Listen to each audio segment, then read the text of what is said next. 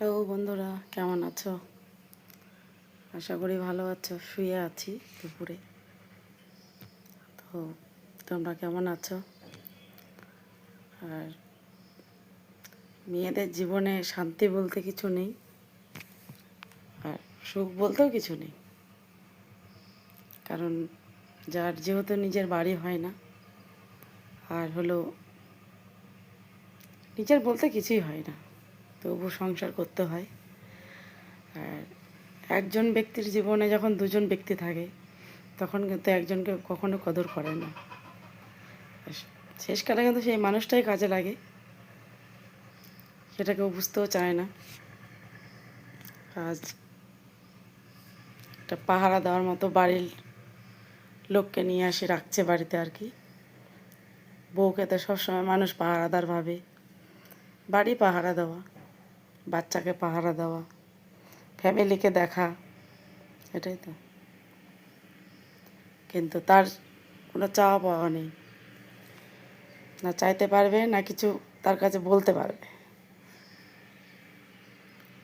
দেখতে সুন্দর নয় জন্য কত আমাকে আঘাত খেতে হয়। কারণ আঘাত দেওয়ার লোক তো শুধু নিজের লোকই। মানুষে যায় কুত্তা ভুগতে থাকে, হাতি চলতে থাকে, মানুষের কথা কখনো কান দিই না। আর বাড়ির লোকের কথায়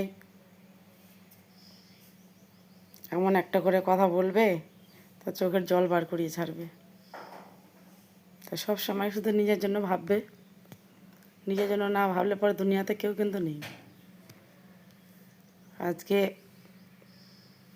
এখনই বিছনাগত হয়ে যাবে, তখনই চিনতে পারবে যাকে ভেবেছিলে আমার, সে কিন্তু তোমার পাশে থাকবে না।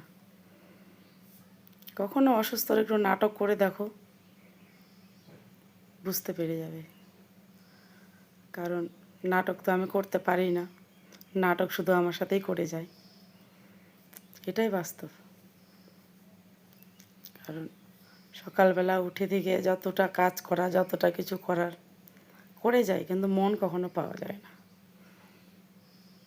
কোনো কথা বললে পরে অনেক কথা হয়ে যায়, আমার সাথে তার কথা বলার ইচ্ছে থাকে না। যে তো বাইরে কথা বলতে পারে অন্য লোকের সাথে, যে কোনো বন্ধু বান্ধব আছেই। আজ আমি তার কাছে অনেকটা অনেকটা শত্রু হয়ে গেছি তার কাছে আর কি। ভালো থেকো বন্ধুরা।